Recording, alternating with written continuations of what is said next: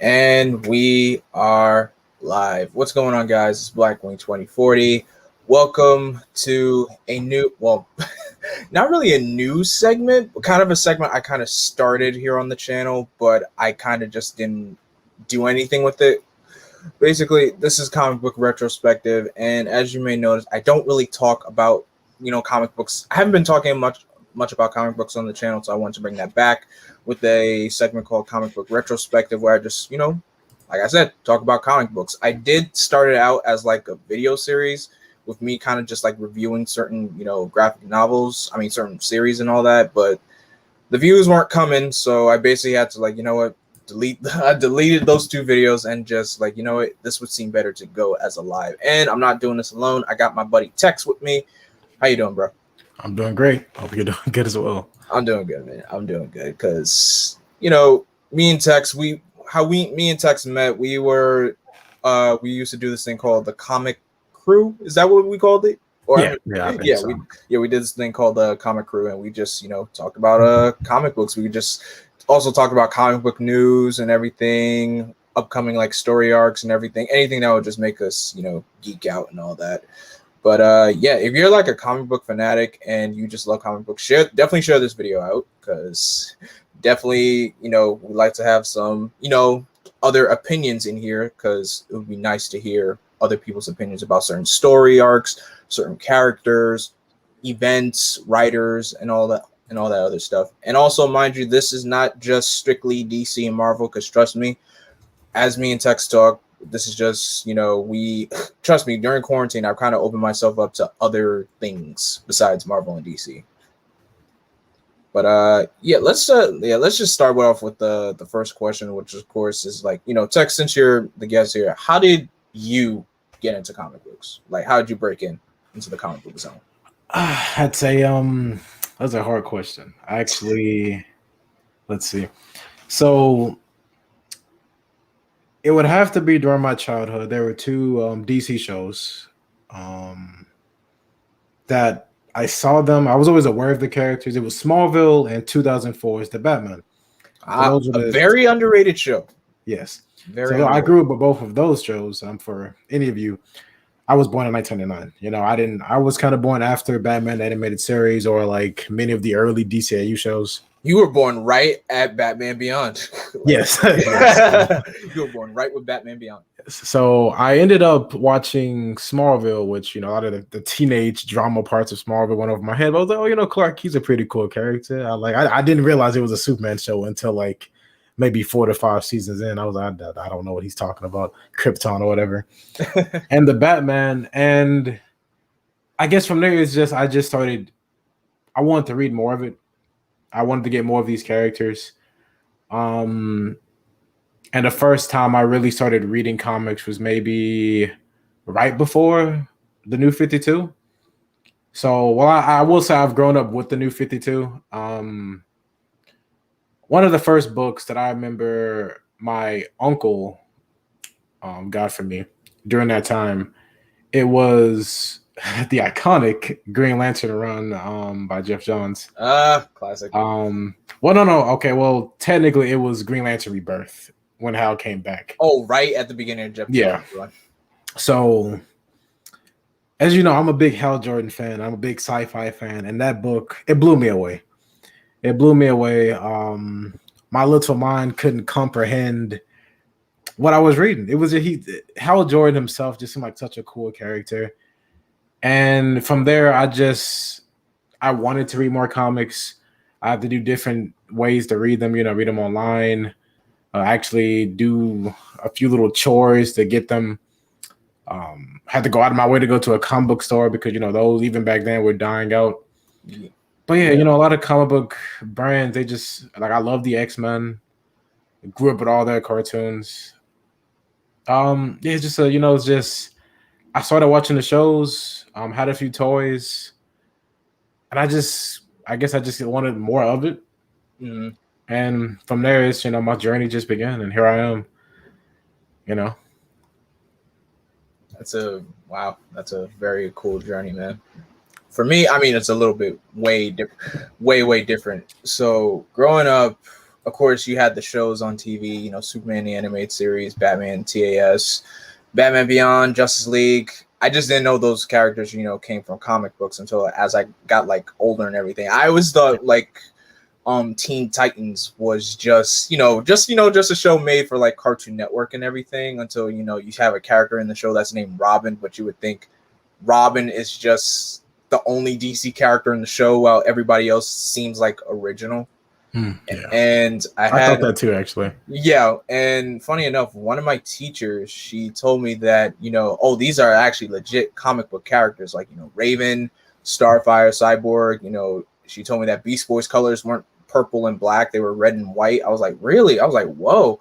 And one of my friends, he actually had a Teen Titans comic issue from the 2003 series. It was I forgot what what issue it was. I just don't know the number. It was around that point where Wonder Girl was leading the team. I know what you're talking about. Yeah, when Static was on, Blue Beetle. Wasn't Rose on the team? Rose Yeah, Wilson? No, Rose was she broke away from the team. Kid Devil was on the team, right? No, he was dead by that point. Oh, they catch a break. I remember that team. They came. They were like, I don't know, you know. But yeah, that series, because that was like the first ever DC Comics issue that I ever read in hand. I was just like, whoa, this is amazing. I just never thought I would actually see these characters like on the paper. So my knowledge from comic books kind of got a lot bigger when it came to like DC, because Green Lantern, the animated series, was coming out and it introduced, you know, the Red Lanterns. I was like, oh, Red Lanterns, like, oh, this is lit. Like, wonder what this leads to. And I did, you know, some research while I was in like, I think I was in like 8th grade. Yeah, around 8th grade, because that's when the show was airing. Researched all the other like Lantern Corps and all that and everything. Found out, you know, Jeff Johns' run about the Blackest Night and Sinestro Corps War. And I was just like, man, I wanted to read these things, but I didn't officially start reading comic books until I got into like high school. And that was pretty much around the time. That was like the height of the New 52. So first thing I started was Justice League by Jeff Johns, and I just immediately gravitated to that because the Justice League was my favorite superhero team at the time. So, I mean, I was coming off the hype of the Avengers movie, but I still wasn't like a big Marvel reader. I just mainly stuck with the DC stuff because I always watched their show. Their shows were always like their cartoon shows were always outdoing the Marvel cartoon shows. And yeah, Marvel had a few specific ones that I thought were good, but most of them were like, remember the first Avengers cartoon they had? United. Wait, you talking about the one from the 60s or United They Stand? United They Stand. Like as a kid, I loved the theme song, but as the theme song stopped, you know what's funny? What's funny is that was the first ever introduction I had to the Avengers. I think it was mine too. Yeah, I was just like, what? Like the Avengers? Like, who are these guys? Like, I just were like some D tier team. And they pretty much the Avengers were like a C tier team because everyone knows the team that was at the high point in Marvel at that time was the X-Men. Like nobody gave a crap about the Avengers. Yeah, they used to cameo in other people's cartoons. Exactly. Like, oh, who are those guys? Like, oh, yeah, don't worry about it. Don't worry about it. Don't worry about that. But yeah, definitely how I got into comics. Mainly started with the New 52 with Jeff Johns' Justice League, and I stuck with that. Also read his Green Lanterns, his last 20 issues of Green Lantern on the New 52. And yeah, basically I just started with the New 52. Of course, I noticed some things were different. Like, you know, Superman wasn't wearing the red trunks. What else I noticed? Wonder Woman had like red, silver, and blue instead of her traditional red and like yellow or gold, whichever color you want to call it. And Martian Manhunter wasn't on the league. Yeah, the New 52, my introduction to it, is definitely a big reason for my love for Cyborg.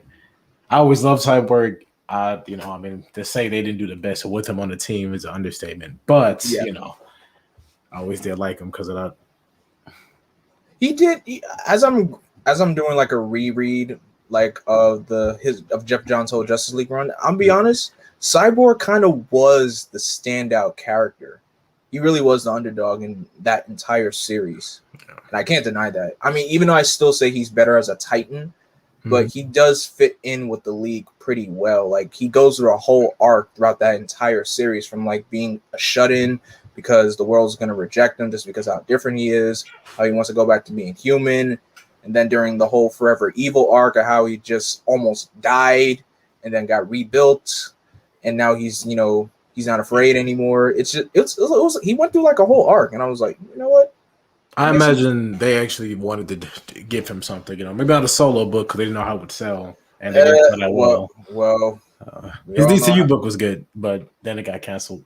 I was kind of itching to read that one, but I just never came around to reading it. And then, I mean, I did read his Rebirth book, but even that was kind of a drag. His Rebirth book isn't the best. Yeah. I was like, why is this book so? It was like the Rebirth book that I was like, well, there were a few, but it was like the one that I was like looking forward to, and it didn't really live it up for me. Nope. Like, yeah. But it's cool, I guess. But yeah, that's pretty much how I got into comics. I guess I could jump to another question. What series did you mostly gravitate towards? Or better yet, not series, which publishers did you mainly just want to stick to? And if it's Marvel and DC, that's totally fine. No, it's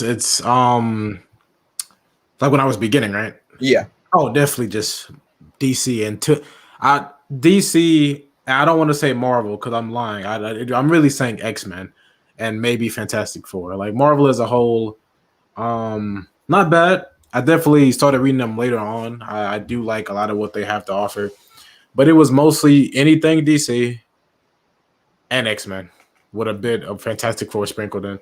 Nice. And was that like around Mark Waid's time of Fantastic Four? Very popular. Very popular.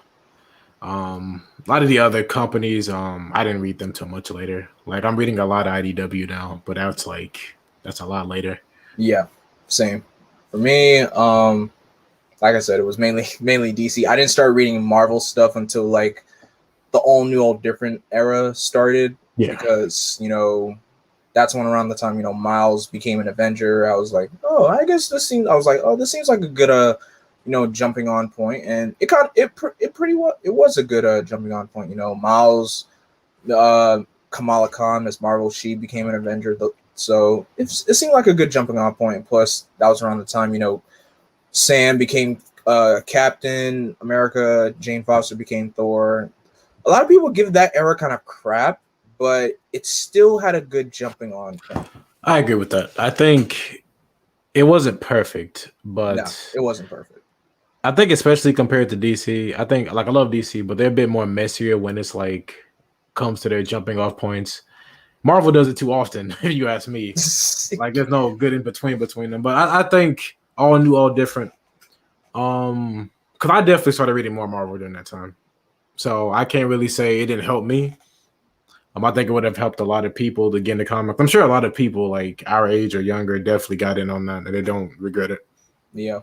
And I guess also around that time, when I was reading All New, All Different, I was also reading some, you know, Ultimate Spider-Man because I always kept hearing how popular it was. And of course, you know, the video game, which I only had the game. I loved it. Did not know. I thought it was just some random different Spider-Man that never knew was based off his specific version. So but after reading, and it's funny, I read all of Ultimate Spider-Man from beginning to end, like in 2019, like all of that, and then I read all of Miles' series last year. So it basically like 2 consecutive years I was reading like Ultimate Spider-Man. So I read the entire 10 years, 10 or 12 years. It was it went on for a minute. I still haven't read it fully myself. Yeah, it went up. Man, trust me, when you actually get to sit down and actually read it, you just see how it's like, wow, how I can see why everybody wants Spider-Man to be like this. I've seen a lot of the same funny memes about it, you know, like when he was talking to Kingpin and he was like reading the list. I'm like, yeah, cracking like marshmallows come out or something like that. I remember saying that. Especially I was just surprised at how like jerkish Peter was. I was just like, wow. But of course, you know, the Ultimate Universe was made to be like, you know, a reboot, but also a good jumping on point for for readers. So The Ultimate Universe was, man, as a whole, I don't think it was. I think as the more it went on, the more it was like only Spider-Man is worth reading at this point. The Ultimate it had its moments. Ultimatum. Really Ultimatum was the only moment that mattered towards the end, and Ultimatum was something. The I don't know. The Ultimate books were a good jumping off point and a good I think the designs for many of the characters are great. Like I think Ultimate Cap looks great. Yeah. I don't think that Cap is the best Cap. Ultimate Quicksilver and Scarlet Witch, pretty okay designs. Everything else about them, I say the Ultimates as a team. The Ultimates as a team, I get dysfunctional teams, but they are a mess. Fair, they are. It's been a long time since I've seen it or read any of it, but they never felt like they were getting better as a team. It just felt like I just read it I just read the Ultimates Volume 1 for the first time like a few months ago. I'm just like, yo, this team is a mess. I never get the implication they actually like each other. Like maybe a few times. They don't. It's like Hank Pym is 10 times worse than his mainstream counterpart. Oh, no. We're not talking about Hank Pym here, man. You don't understand the hate I have for Ultimate Hank Pym. Single-handedly is the reason that he put the nail in the coffin for Hank Pym as a character. Anytime somebody talks about Hank and his issues, they go to Ultimate Hank and be like, "See, he's a white beater. That's all he does." Like, I hate Ultimate Hank Pym. It's just Ultimate Wolverine is disgusting. I don't I feel isn't bad. I think Ultimate Wolverine is just okay. I just think he's just okay. I think it's just how far they took him sometimes. Like he kept flirting with Jean. He tried to have sex with Mary Jane while in Peter Parker's body. Ugh. It's like, do you want me to just find him unlikable? I don't. What do you want me to do with him? It's one of those moments where writers just make those bold choices. Be like, hey, what if we did this? Yeah. It's just one of those moments where writers just make a bold choice and be like, yeah, that was kind of bad. We're not going to do that again. Yeah, I mean, I won't fault anyone though. I think the Ultimate Universe was a decent jumping off point to Marvel. And, I think it leads decently into the main 616 universe. Like, like more or less, you might like the characters more. Like Spider-Man, again, I think a lot of the best things about a lot of modern Spider-Man stories is what they take from Ultimate Spider-Man because it was such a good run. Yeah. But yeah. Let's jump to like writers. When it comes to like comic book writers, like who are like your top favorites? Top favorites. You can name as much as you want. I'm not giving you like a limit. Okay. Actually, I made a list before this. Actually. Good. Okay. So, at the top, there's no particular order. Nah, there's no particular order. But if there was a singular one, it'd be Jeff Johns. If there was a one, it'd be. You can't help but put Jeff Johns at the top of the list. When I was making the list, he was the first one to pop in my mind. I was like, of course. Like I'm a big Green Lantern fan. He has the best run on Green Lantern. Don't get me wrong, there are other good Green Lantern runs. I love Hal Jordan, the Green Lantern Corps, whatever have you. Yes. But Jeff Johns and Green Lantern, it's just they complete one another. It's just great. Yep. That's not to get into his other books. Like his reinvention of Aquaman was great. Yes. Made people actually respect the character. I always thought Aquaman was cool, but he made everybody else think that way. Not the biggest Wally West fan. He did good by Wally though. Oh my gosh, he did good by him. So great. Like when people tell me Jeff doesn't get superheroes, I'm just like, are you sure? I'm sure, man. No, yeah, I'm looking. I don't like Wally, and this man got me over here crying over him. Like I don't get it.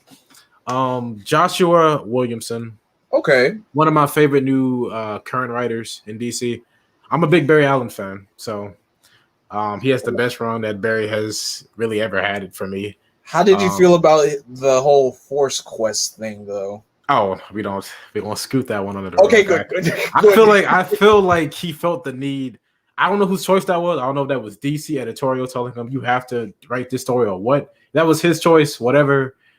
But we're gonna skip over that, But I think his highs for Barry as a character hit great for me.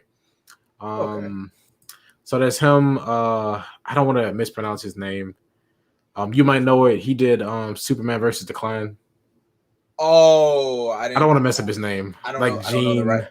Hang uh, on, hang on, hang on. Let me Yeah, it's just like let me. Gene. I don't. That's his first name. Man versus the Clan. What's the name of that writer's name? Jean Luen Yang. Yeah, okay. Hopefully I didn't butcher that name. That's why I was scared. But he's great modern writer. I actually found him because he gave me one of my favorite DC Rebirth books, which was New Superman. yeah, I love King Kong. I love the Superman of China. I hope DC someday brings them back fully. But as it is, as a Superman writer, like I think he really gets Superman. He gets it with Clark. He gets it with Keenan having to actually, prove himself that he's Superman. Robert Kirkman. Yes. Whatchamacallit? So yeah, most people know him from Invincible. Yeah. But for me, I was reading one of his other books that takes place in the Invincible universe. I was reading The Astounding Wolfman. It's a great little werewolf book. Invincible itself is great. Don't get me wrong. I think it's one of his best works. I still got to read Invincible. Well, yeah, I got to watch the show first. Yeah, yeah. But I still got to watch the show. Yeah, so Invincible is already a great piece of work. I think Invincible isn't trapped by, the issues that DC and Marvel have where they have to go to this ever-ending circle of character development. Yeah. Like he actually gets to, tell his full story, and he's really good at it. Like if you see the early issues of Invincible and you see towards the end, you're just like the storytelling has gotten better, the art's gotten better, but that's not him. But didn't he also write The Walking Dead, or that? Yes, he wrote The Walking Dead. Okay, because I know that name sounds familiar. A great horror book. Let me see. James Roberts. I don't know what he's done outside of Transformers, but what he's done for Transformers is phenomenal. Okay. He I love Transformers, but it's no like joke, or it's not crazy to say like Transformers are basically just big toys. Their personalities are basically like usually their names, or just that they have one personality trait. Like they like to fight. They're the young, fun one, So his writing on Transformers, it made them actual characters. Right. Like especially his run of Lost Light, which is a book about like certain Transformers off in space, going on a space adventure. From beginning, middle to end. It's probably in my top 3 books of all time though. It's just a great run of Transformers and a great comic overall. The ending is great. I hope he got awards for that. If he didn't, well, I'll give him one. Yeah, that's cool. That's cool. Because I've been making a list of Transformers books to mainly the IDW collection. Yeah, he was IDW. Yeah, so definitely those. I mean, there are a few others that I like, but those are the main ones. Actually, I'll give one more shout out to G. Willow Wilson. Yes. So she created Miss Marvel. She did. She made Kamala Khan, which I've actually been reading Kamala lately. Like I'm only on like issue 3 of her like original book. Okay. And I'm like, okay, I see why people like Kamala. Before this, I didn't really care for her, but I feel it. I see why. But for me, the first book she ever wrote that I read was she wrote the miniseries for Vixen back when she was on the JLA, with Arsenal and Black Canary and all that. Oh, really? She wrote that miniseries with Vixen. Wow. And I love that. That book is probably the reason I'm such a big Vixen fan today. So for that alone, I've got to give her props. Nice. That's about it for me. There are a few others, but those are the ones that like come to my mind first. Okay. I guess my list, of course, definitely Jeff Johns is at the top. Because Green Lantern, I love his stuff. I gotta give Peter J. Tomasi his oh my gosh, his Superman run and his Batman and Robin book. Both of those books are just works of art. Funny enough, he was on my list. Like I mean, how could you not? That man is DC gold right now. I don't understand. Anything that man writes, it's just golden. Anything that man writes. I want to say 2 years ago, man, I made a list of writers I want to touch Cyborg because I think Cyborg needs a good writer. This is back when Cyborg was still being pushed as a Justice League member. Tomasi was on the top of that list, man. He's phenomenal. Yeah, yep. I met. Oh my gosh, and I got to meet him at a Comic-Con back in 27. Yeah, 2016. It was 20 New York Comic-Con 2016, and I got him to sign my copy of Blackest Night. Yeah, and the artist, what was his name, Doug Mankey. I got him to sign that as well. But yeah, Peter J. Tomasi, definitely. Yeah, that guy's work is just beautiful. I'm gonna go classic. I'm gonna put Stan Lee on that list. oh yeah, definitely deserves it. I like, how could you look? I'm reading the old school Amazing Spider-Man issues right now, and Stan had an imagination, and my gosh, he really loved to write, and it shows. And I am having so much fun with it. I never thought I'd be actually reading some of his old stuff because I always thought it was campy, but trust me, there's a lot of there's charm to it. There's charm to the cheesiness, and I love it. I also got to throw in Chris Claremont with Uncanny X-Men, which was also incredible because during quarantine I was, binge watching X-Men the animated series. I was like, I really want to read some X-Men stuff. I just don't know where to start. And remember when Marvel made some books free on their digital store? Yeah. Yeah, so they were selling the Dark Phoenix saga. I was like, you know what? I keep hearing a lot about this story arc. I keep seeing it in so many YouTube videos. I'm like, you know what? Let me just go ahead and read this. And man, I really liked it. I really liked it. I never thought I was gonna like it at first because I always keep hearing so much how it's at the top of everybody's, favorite X-Men stories. Like, oh, yeah. Dark Phoenix. I'm just like, that happened to me too. I'm a big X-Men fan, but I can't say Jean Grey was my favorite. So hearing an arc, her defining arc, I was like, I'll get to it when I get to it. It's just one of those. It's just one of those points where I just felt like she dies and comes back too much. I'm like, yeah. Like, how many times? Last Stand may have tainted that story for me because I saw Last Stand as a kid, and that's basically a abridged Dark Phoenix. Then they tried it again with actual Dark Phoenix. Oh my gosh! I told myself I wasn't gonna watch that movie, and I said, you know what? Let me just watch it. And I was like, I made the right decision not seeing it in theaters, but why did I choose to watch it? Maybe because I'm just a completionist and say, oh yeah, I've watched every X-Men movie, but I couldn't get through it. But good on you though. Good on you. I was just like, why did I choose to watch this movie? Everybody in this movie is wrong. Everyone is just so wrong. I was over it, man. I'm sorry, I can't finish the Fox films, man. Everyone's characterization was just so wrong.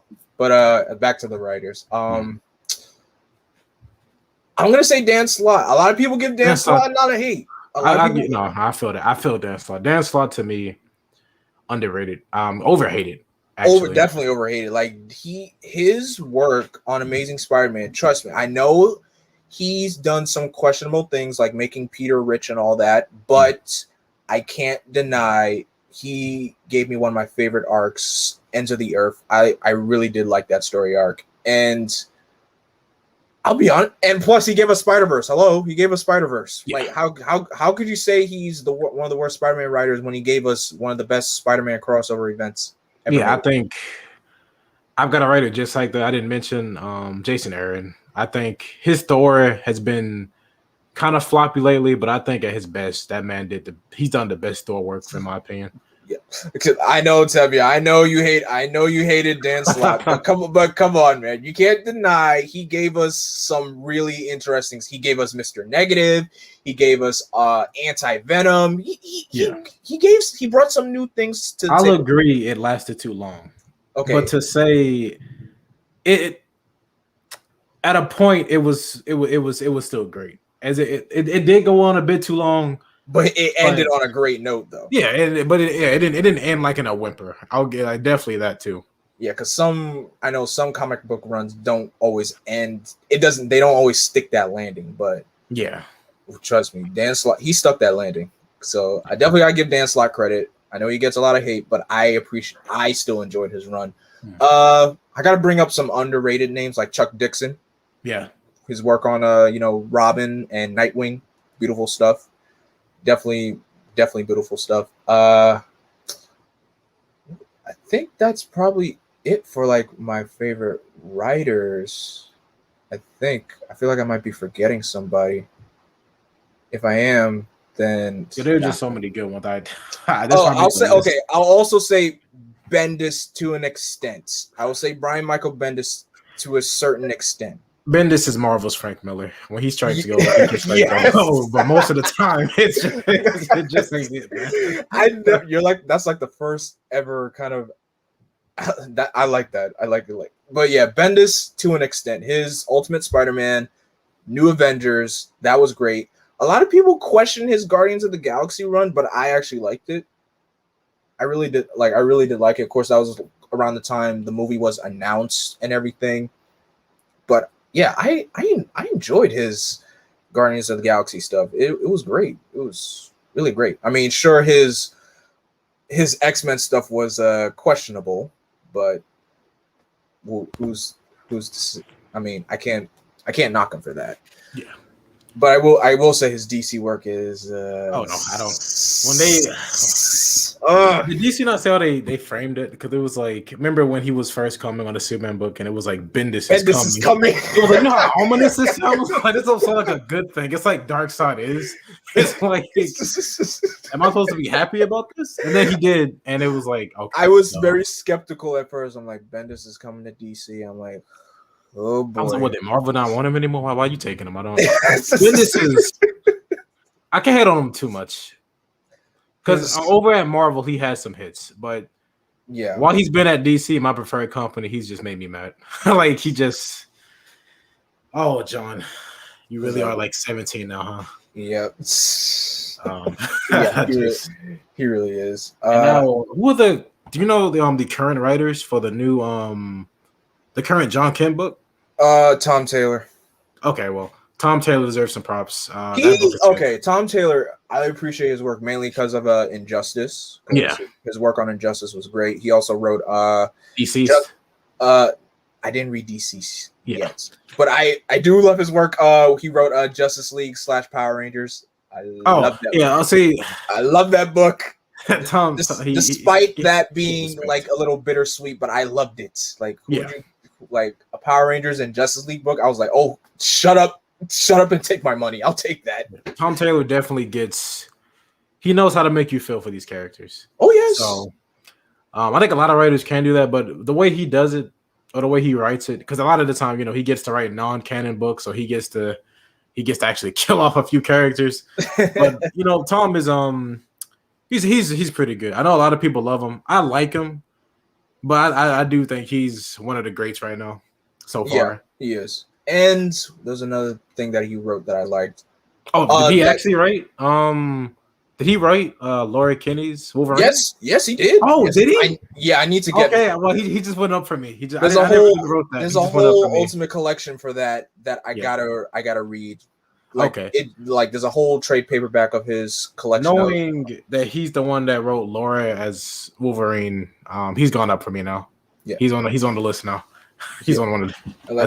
How can I forget about Kyle Higgins? How can I forget Kyle Higgins, the guy that gave us such a great. That's right. I haven't said a single Power Rangers writer. Higgins. Of all the things, Kyle Higgins did slay on Power Rangers. He did. Okay, he was killing it, bro. He has brought Power Rangers back. I love how when Shattered Grid was happening and he was like, I'm the one that killed, like, hey guys, guess what? I killed Tommy. I was like, he had the guts to kill Tommy. I was just like, bless him. I'm like, that's some guts right there. Kill everybody's favorite Ranger. He's brought back Power Rangers for me, at least in like a modern take, Oh yeah. I'm sure a lot of future Power Ranger products will be based off his work. I have no doubt of it. Like out of live action. Oh, for sure, definitely, definitely. But those are just some of my favorite writers. I know I named a lot. I named some classical ones as well. But sometimes you just gotta give it. I'll talk about this later, but about giving like the classics a chance. But we'll get into that topic when we talk about suggested runs of favorite superheroes and all that. Yeah. Do you have a list of favorite artists? Like, who are your favorite comic book artists? That's hard. I don't have the list, unfortunately. But as soon as you asked, I had one to come to my mind. He's my favorite artist at DC right now. I love his style. It'd be Jason Fabok or Fabak. Yeah, like his Dark Side War, mwah. His the button, mwah, like that.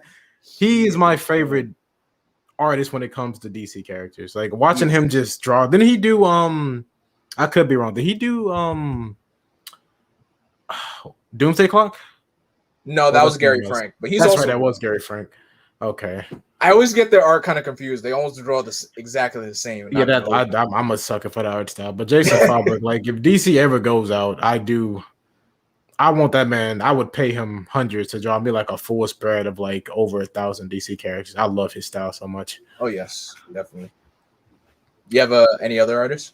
I'm about to have to use Google. All right, while you doing that, I guess I'll name mine. Gary Frank, because I love the way how he draws Superman. I love how he makes Superman look like Christopher Reeves. That's like beautiful artwork right there. Mark Bagley, his Spider-Man art is just fantastic. It's really, really great. Jason Fabrik, of course, that's great stuff. Oh, Francis Manapul. His work is so beautiful. His artwork on Trinity and The Flash was beautiful. That was some really, really great artwork. I can't deny that. Patrick Gleason is a good one. And another favorite of mine, Ed McGuinness. A lot of people probably don't know that name. He worked on Superman, Batman with Jeff Loeb, even though people don't like Jeff Loeb, but I still like Ed McGuinness's artwork because it looks cartoony, but I love it. I know what you mean.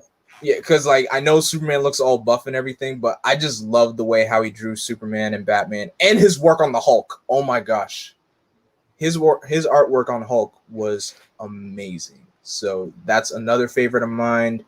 Jim Lee, of course. How could I forget Jim Lee? I mean, Jim Lee is like say Jim Lee? He's like at this point, I feel like Jim is just like I've met him anybody who doesn't like his art.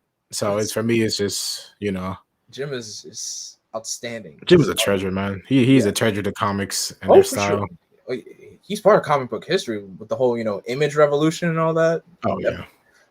Yes, Ivan Rice. Ivan Rice is great. Oh yeah, I've seen some of his work. Ethan Van Sciver, even though he's very controversial right now, but I still like his artwork. But actually, you know what? I'll say John Cassaday, because he wrote one of my favorite X-Men runs. He wrote the X-Men during the time of Astonishing X-Men with Joss Whedon. Oh, okay. Yeah, okay. I love that art style. I love how he draws Wolverine. I love his Beast. Something about that art style. Oh yeah, that was around the time when he made Beast look like a cat. I kind of prefer it over some other Beasts, but yeah, I love his art style. Yeah. Who else? What's another artist that I like? Oh, Ed Benz. Ed Benz doesn't get enough credit. Yeah. Okay. Who did he write again? He did the artwork for Birds of Prey. He did the artwork for the first arc of Red Lanterns. He did some arc on Justice League of America with Brad Meltzer. And he basically did that whole tornado, that whole tornado arc. Oh, okay. Yeah, that was his artwork. Oh, that is okay. So he doesn't get enough credit. He's not that very well known, which sucks, but he does an amazing job. He does great artwork.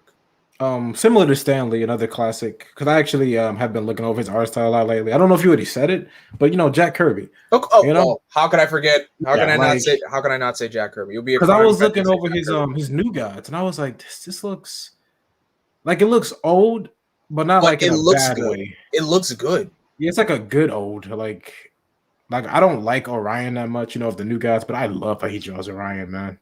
And I gotta say, his cap was great too. As much as I tried reading the first Avengers. Tevia said, "What about Steve Ditko?" I'm not good with classics. I'm not good with classics. Yes, Steve. Okay, here's the thing.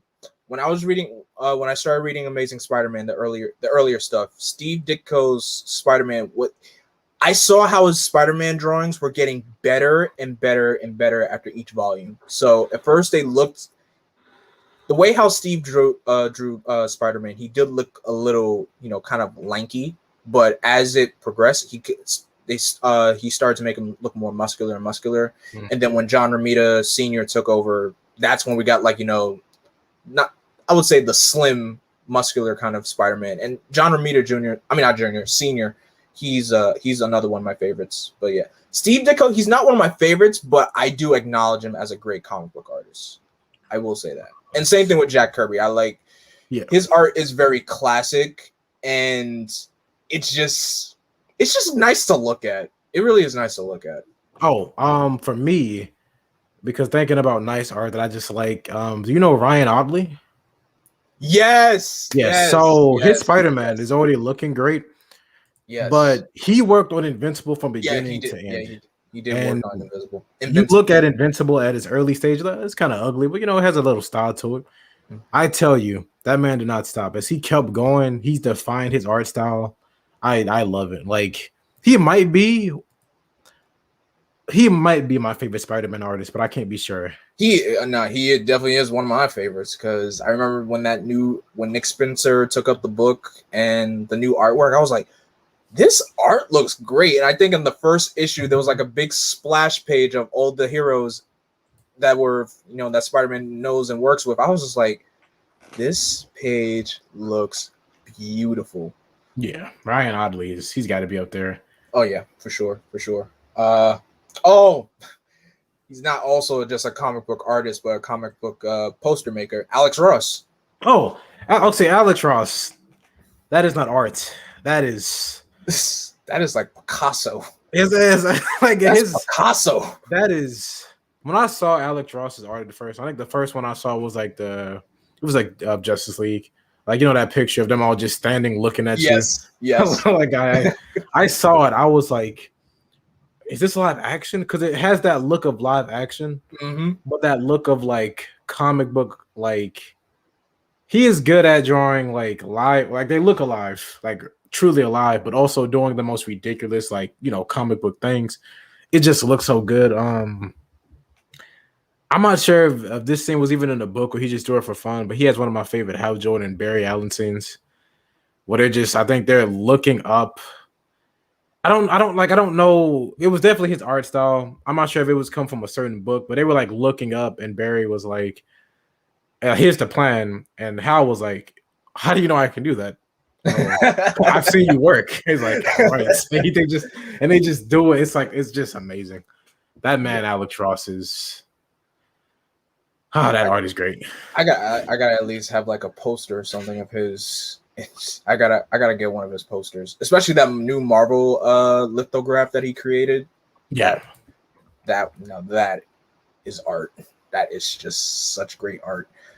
All right, I guess we can move on to another question. What is like the most obscure series that you read that people don't even know about, or I would say overlooked? The most obscure / overlooked series that you ever read. I'm gonna have to bring it back to Transformers. The IDW run as a whole, in my opinion, deserves more love outside of Transformer fans. But the Lost Light run, when the Transformers, Autobots, Decepticons, no matter because at this point the war was won, right. So it's just a bunch of different Transformers. They're just together. They're in a ship. They're cruising through space on an adventure. It's just like for people who like One Piece. I think you'd really like if what you like about One Piece is the adventure vibe and the sense of camaraderie. Yeah, Rom Space Knight too. Underrated. Hasbro owns practically everything of those old cartoons. Yeah, they do. Yeah, so it's just so good. It just has this sense of adventure and friendship, and like you want to see these characters just keep going in adventures for years. It's so good. For me, I say for me right now it's Teenage Mutant Ninja Turtles. I know people just see the Turtles as like cartoons and everything, but their comic books are really, really dope. Like yeah, I'm reading. IDW's run has been really good on them. Oh, definitely, they sure have. I'm almost at like the halfway point of Kevin Eastman's run of the Turtles comics because I know the current series has like a new writer right now. But yeah, Teenage Mutant Ninja Turtles. I also have to say Sonic the Hedgehog of IDW. What's any opinion on Last Ronin? No, I haven't read Last Ronin, but I hear a lot of great things about it. I'm hearing a lot of great things about TMNT Last Ronin, but I think I might, I don't know, maybe I might buy that as a trade paperback or in graphic novel form or collected edition. There's so many ways to say it. What's another obscure series? Legion of Superheroes, I guess, is another one. I read remember that Final Crisis event, Legion of Three Worlds by Jeff Johns? Tex, are you still there? He probably might have he probably might stepped away for a second. I read it. It's insane. Oh, but yeah, definitely obscure series for me is Legion of Superheroes, because I was reading this one arc called Superman and the Legion of Superheroes, where I think Jeff Johns wrote this. Superman basically went to the future to help his friends out because they were getting attacked by this xenophobic dude called, I think he was called Earthman or Terraman. I forget. I believe that. I forgot what his name was, but he was very xenophobic to like the Legion and everything. And aliens. Yes, he was just because they were aliens. And yeah, that was because the Legion of Superheroes don't really get that much credit. Like, you don't really hear a lot about. They actually don't. I think they are an underrated superhero team, especially in DC. Oh yeah, they are. They sure definitely are. What's another one that I've? Oh, Scarlet Spider. Not Ben Riley. The Kane. Scarlet Spider. That is a good one. I love that book, actually. Yes, I love that suit. I miss Kane so much. I miss him. I'm like, after that last Scarlet Spider book, I forgot who wrote it, but after that book, it's just like Kane has just fell off the face of the earth. Kane is like one of the best. He's one of the best modern day Spider-Man characters. I love him. Well, I guess he's not modern. He's old, but that take on him was pretty. It was pretty good. Like how he just goes to, I think he goes to like Texas to try to find his own way, and he runs into like I think the cartel or something. His relationship with Peter is great. Like them calling each other brothers. I love. that. Yeah. Just like Kane. If you guys haven't had the chance to read Scarlet Spider, definitely check it out. And the series is not that long either. It's pretty it's only like 25 issues. So definitely, that's a very obscure series that people probably don't even know about. So think of one. Actually, I know Masters of the Universe, and that franchise is a hot topic right now. DC actually did a run like early back with the called during the New 52. It was called like what, DC versus the Masters of the Universe. But that was actually a crossover. But they also published the actual like He-Man book that ties into that. I think it's underrated. Like He-Man is a character who's definitely more or less been stuck in the 80s. that 80s nostalgia. Yeah, and he hasn't made the leap like other franchises to modern day. But I think that book was a really good delve into his universe. The ending was beautiful. Underrated book. If you're interested in He-Man or Masters of the Universe, I definitely recommend it. It's just called Masters of the Universe, published by DC in 2011. It was basically part of the New 52, but not, so great book. Oh, one more obscure book. Would you say X-Force is kind of underrated / obscure? See, I think people know the idea of people know the X-Force suits. Yeah. But I don't think many people know the actual X-Force book. But do you mean like Wolverine's X-Force? Or do you mean I mean Wolverine's X-Force, not Cable's X-Force. Okay, so yeah. I think people know like the silver and black suits, especially on Deadpool. Yeah. I don't think enough people have read it because I think that book, that's one of my favorite takes on Deadpool.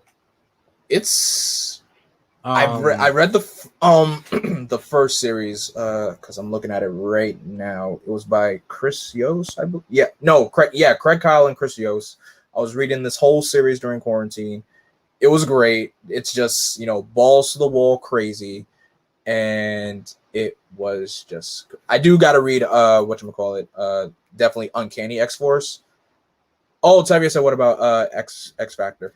I purchased the 2 omnibus of X Factor by Peter David. I just haven't gotten around to read them yet, but I will get around to read them because I mainly this is around again. This is during quarantine. I was watching that episode of X-Men where Cyclops and Havoc kind of cross paths, and I think also Iceman was part of the X Factor team. And plus, of course, it's crazy they didn't elaborate that Cyclops and Havoc were brothers.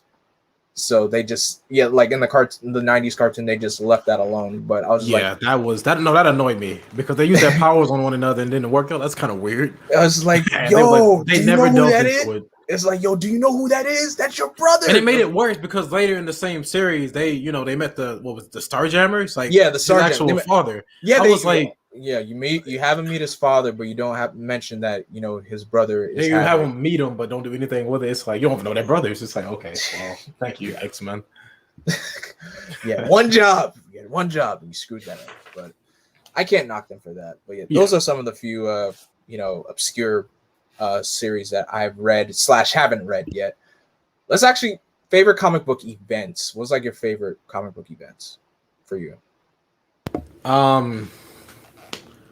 I mean, to be a broken record, Blackest Night. It's just, how could you not? It's just that good. How could you not? It's just that good. There's no debate. I'm sorry. It's just that good. But not counting anything that Jeff Johns touched. So I'm gonna give some love to Marvel. I was actually a fan of Secret Empire. Okay. I think a lot of people hated on it because of what it did to Cap, but I think a lot of people they didn't give it a chance. Like it's not really Cap. It's like like the whole Cosmic Cube. It's not really Cap. The end of the book makes it very clear the real Cap is still out there. He was just stuck in a Cosmic Cube. That finale was great. Oh my gosh, that was when like real Cap was like, let me help you with that. Let me help you with that, and he was wielding Mjolnir and just slapped Hydra Cap out of the way. Secret Wars is I think great. I think which one, the original Secret Wars or the Hickman one? Wait, I'm sorry. I'm gonna be real with you. Marvel and how they name stuff always confuse me. They keep using the same names. Like I know it's supposed to be iconic. Like this is a callback, which I do like 3 times. Like I've got to explain which Civil War I talk about nowadays. I'm a side note that if you hear me talking about Civil War, there's a good chance, unless I'm being amazingly negative, I'm not talking about Civil War 2. I'm never going to talk about. I don't even want to talk about that event. That was like the first comic book event that I read as it was releasing, and that event upsetted me. Oh yeah, I'm not the biggest Captain Marvel fan, but I feel so bad for her. I felt so bad. I feel bad for her now. Looking back, that book has ruined her, man. Like, oh my god, it's for real. Looking back at it, it was like that book just ruined her reputation, and now it's just like a lot of writers are taking her to just make her try to move past that. Like she's better than this. So it's just like if you ever read Captain Marvel, don't read Civil War 2. Yeah, do not read Civil War 2. That book has ruined her, but it made me hate her, like straight up hate her. Yeah, it's like I feel like people missed the point. If you're gonna do a Civil War story, make me feel for both sides. I don't think Civil War 1 did the best for that either, because Tony was a bit too much of a dick. He was, but at the very least, I didn't come out of it like, yeah, fuck Tony. Like I didn't do that with Civil War 2. I did. But yeah, I guess that's a weird, like a favorite event. I'm trying to think of DC. So it doesn't have to be like the like universe wide events. It can be like in like a certain amount, like a certain group of books. Yeah. Court of Owls. Okay, that book. I don't know if that counts as a crossover.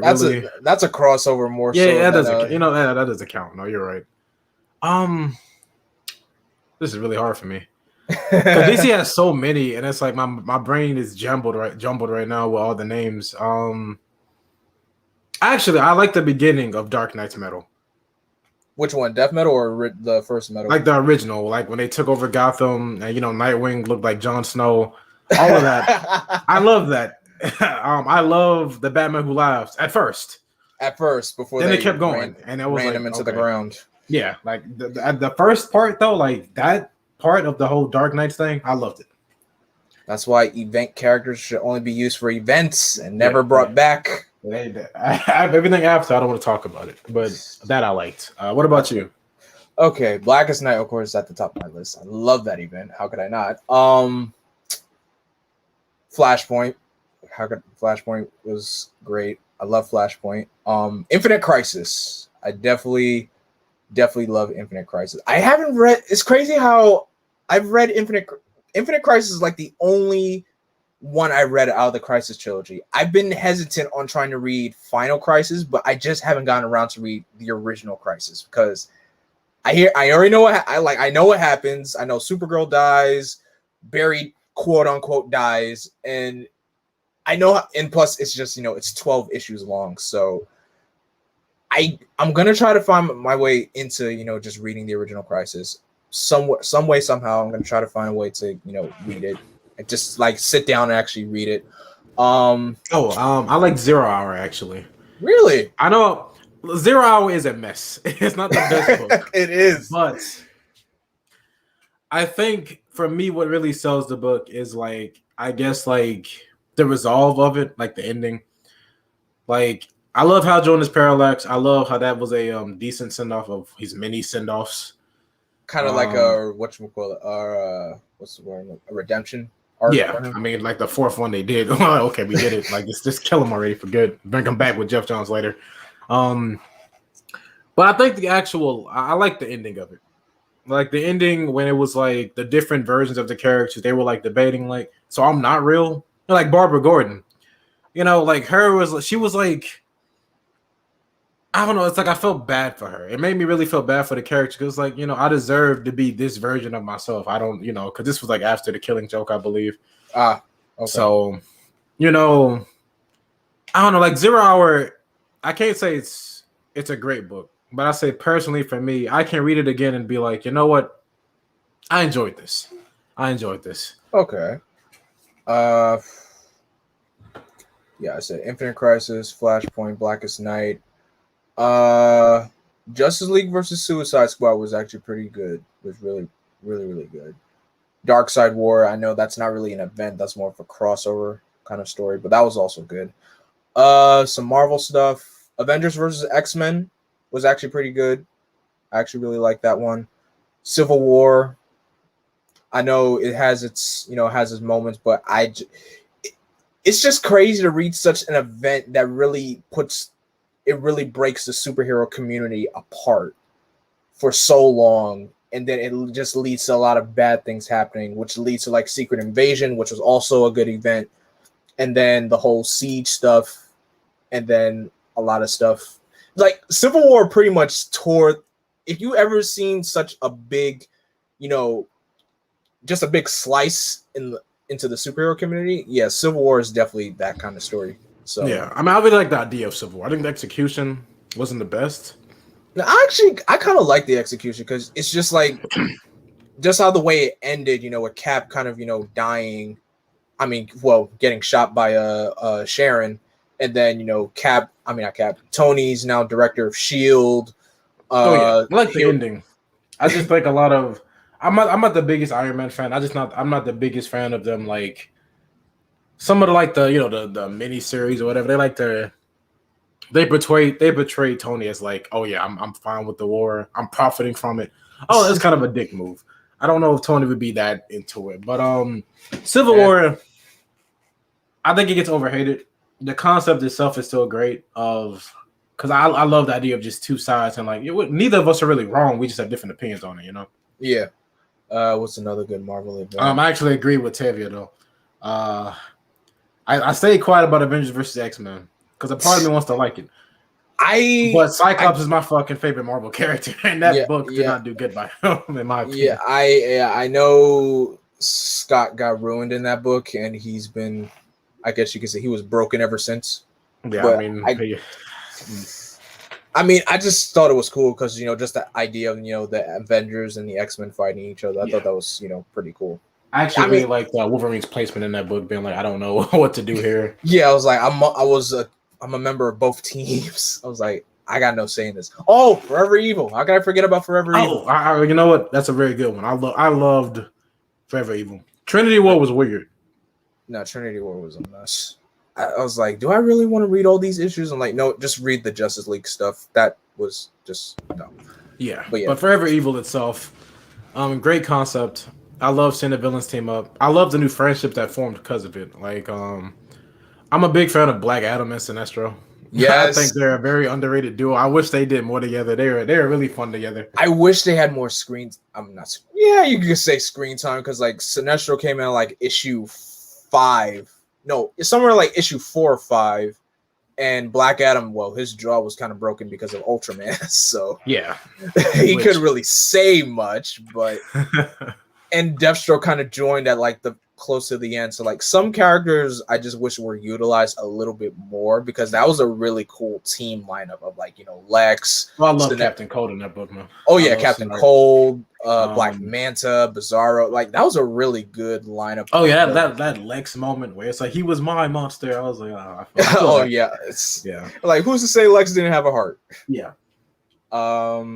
Secret Wars, the Hickman version. That's a comic book event that really impressed me. I can say that story arc really impressed me because I didn't know how much it was, but just to see the ideas that Hickman came up with, you know, with Battle World and everything, having like a different area for certain things. Like he had like a Thor army. Mr. Sinister had like his own tribe or something. It was like those concepts are really cool to me. Yes, this is like somewhere down the line we will cover like, you know, some event books because trust me, that's the purpose of this topic. I mean this segment here on the channel. That's pretty much the Marvel events that I like. So if you ever had like for your favorite superheroes, what runs like what are your top recommended runs for like best comic book runs? Even if they're Elseworld titles. That could also be good stuff too. Okay, so third time I'm making this joke, but actually no, I won't do Jeff Johns. That's at this point, if you're listening, it's a given. So Jeff Johns' work is a given. But another Green Lantern run I really dug was the Rebirth run with Hal Jordan, the Green Lantern Corps. Really love it. I just love seeing the 4 like human Green Lantern. Well, you know, before Jessica and Simon. I love seeing those 4 together. Yeah. So that was great. Joshua Williamson's run, or most of it, not all of it. His run of the Flash. Was very.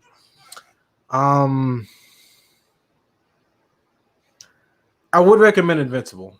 Like it might not be for everyone with the excessive, like, you know, blood, but Invincible does something that I like about those kind of books. It doesn't go out of its way to crap on like the ideas of heroes, like, you know, like The Boys. Mm-hmm. The Boys is very anti-hero. Yeah. Invincible's not really like that. I think it's a good mix of like, it can be violent, but it's never like disrespectful to what I feel like what heroes are. Let me see. For Marvel, I'd have to say Astonishing X-Men. My favorite X-Men run. Okay.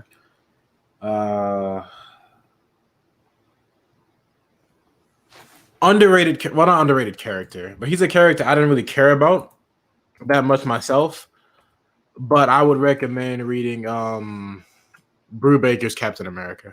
Excellent choice. I'm actually reading that right now. I don't care for Captain America unless I'm reading that book. Like that's a very good run. That is extremely very brilliant run. I'm reading. If you're not sure how you feel about Captain America, please read his run on it. And it has a great start. The Winter Soldier story arc. It has a great start. Yeah, so it has a great start at immediately. Pretty much Scott Snyder's run of Batman. I know it's like a weird choice for some people, but it's like I still think at its core it stands as like one of the better like Batman books of the modern the modern years. Yeah. Quarter Hours are cool. Just don't ever bring them back. They do. They sometimes bring him back at Yeah. randomly. Yeah, it's the court owls are a joke now. Let me see. I really recommend the Justice League of China. It was called New Superman, but then it kind of was relabeled as the Justice League of China. So whichever one, or the New Superman and Justice League of China. Okay. I just think it's a fun book that delves into like Chinese lore while also keeping that comic book feel, especially with how the main character, it deals with Chinese like mythology, but it mixes it with Ooh. like Kryptonian, like like one of the main things of the book is like he has like these trigrams of his spirit. And each of those trigrams, if he unlocks one, he'll unlock a new like Kryptonian power that Superman has. So I Oh, think that book wow. is a very interesting look into like the lore of Chinese mythology, while also being a good Superman book. Wow. That's wow. Yeah. Okay. What else? Astounding Wolfman. I've already talked about that from Robert Kirkman. It's just a good superhero werewolf book. Okay. Very fun book. What It is publisher? violent though. What publisher is that from? That Image, right? That's what is Invincible under? Because it's made by the Image. same That's Image. under Image. Yeah, so it's Image. Takes place in the same universe as Invincible. That's why I brought it up. So let's see. There's so many. Like I'm trying to think. Ironically, a lot of my favorite DC characters don't have the best runs. Oh, one more. Hawkman's Rebirth run, or whatever it's called. By Robert Venditti. Yes. Run got cut too short. It did, but that book alone turned Hawkman into one of my favorite characters now. Yes. Yeah, it did. And Hawkman's barely even being used. Oh yeah, Hawkman was a character. I think the first time I saw him was like Smallville, and then he was also in Jail Unlimited, and it was like, oh, he's okay. But after reading that book, it made me want to read some of his other books. But yeah, Hawkman by Robert Venditti is just great. Have you read his Jeff Johns run of Hawkman? I have not. Actually. Yeah, I've been trying to read that. I've been trying to read that series for like a long time. That wasn't a run where he was teaming up with like the new Hawkgirl, right? Who, Kendra? Yeah, I think it was. Yeah, because that was around the time Kendra was Hawkeye. If that's Hawkgirl. No, I get you. If that's Jeff Johns' run, then I've read pieces of it and I did enjoy it. I've been trying to read that run for a long time, but yeah. For me, Ultimate Spider-Man, hands down, definitely gotta check that out. Especially read it from the beginning all the way to when Miles takes over. You gotta read all of it, like from 2000 where Peter's Spider-Man to the funeral, and then from when Miles takes over the book, and all the way to the end of the Ultimate Universe. You'll have a blast with that whole series. And of course, Teen Titans by Jeff Johns, you gotta read it. Green Lantern by Jeff Johns, Flash by Jeff Johns. Jeff Johns' work is just great. But if I'm gonna recommend some other stuff, read Peter Tomasi's run on Batman and Robin. It's very good. As much as I can't stand the New 52, it is Batman and Robin was one of the beauties out of that era. His Superman run was fantastic, so I definitely recommend that.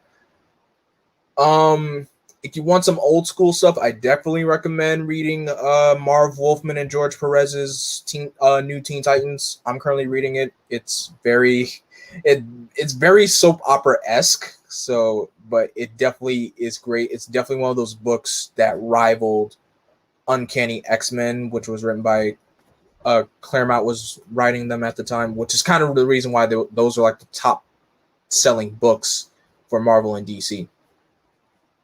Some other books I would recommend: Amazing Spider-Man by J. Michael Straczynski. That's a really great series to check out.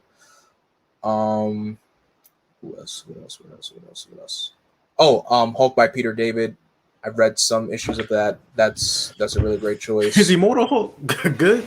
Oh my gosh, yes. Immortal Hulk it's just and is about to end soon. Like the final issue comes out in October, but yes, definitely. I've heard great things about that book. Definitely read Immortal Hulk. I've never seen like a new take for the Hulk before. Like if you love monster books, Immortal Hulk is the book for you. You definitely gotta check. You really, really gotta check Immortal Hulk out. I even got to meet Al Ewing before, and I love how his take or how he told me how the reason why he wanted to give like, he wanted to go back to the roots of Hulk, how it was, the whole Jekyll, Mr. Hyde kind of personality thing. So yeah, I like that. Some other stuff, New Avengers by Bendis. I'd recommend the 2006 run, which is the introduction of Jaime Reyes' Blue Beetle. Very good run on Blue Beetle. Oh yes.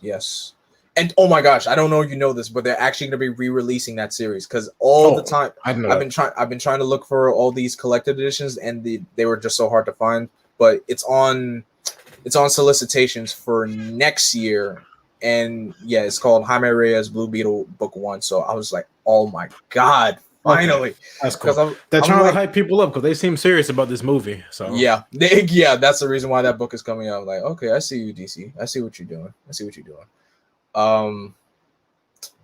Spider-Man Life Story. I gotta read that. I've got to read that God. myself. If you love Spider-Man, you have got to read Spider-Man Life Story.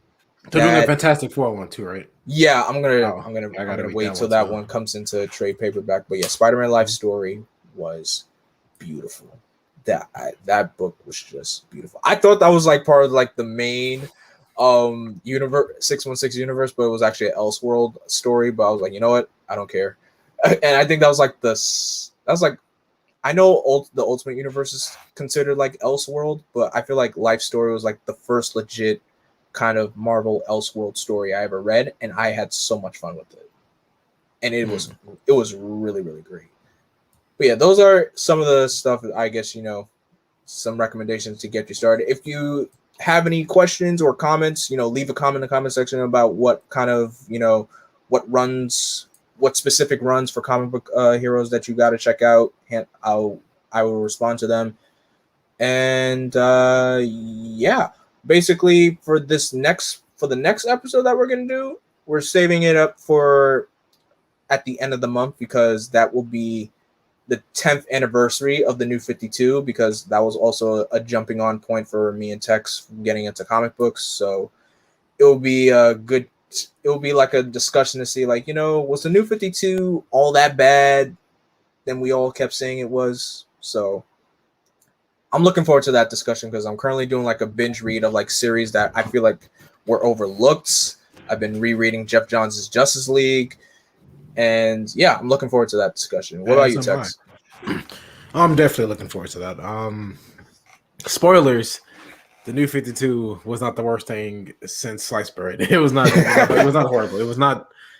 It was half and half, I would say. Yeah, it wasn't. It wasn't disgusting. I'll say that about it. It wasn't. It could have been better. Yeah, it could have been better, but it wasn't. It wasn't 100% bad. Just. Yeah. Some characterizations were very unpleasant. Yeah, definitely. Tebiak's opinions on Titan season 3. Did you watch Titan season 3 today? I'm hesitating, man. Like I love the Titans. If y'all don't know me, after the X-Men, favorite team Titans. Yeah. But I also saw seasons 1 and 2, and that they have not enthralled me to keep watching. Will I watch Titan season 3? I will. But I'm going in cautious. Season 3 surprised me. I'm not gonna hold you. If you look, I'll just say this: after watching those first 3 episodes today, I never disliked Jason Todd, but after watching those 3 episodes, I hate him now. I hate him now. Like in a good way or a bad way? In a bad way. Like, okay, actually, I take that back. In a good way. Like, the show really is gonna try to make you hate Jason Todd. Because you know about how back in the day people never liked Jason. Mm-hmm. This is kind of like the modern take for us to hate Jason. Yeah, we'll see. I don't have high hopes for it, but I'm also going in with an open mind. I'm only seeing one clip so far. Somebody posted on Twitter with Barbara, Dick, and Bruce talking, and I guess Wayne Manor.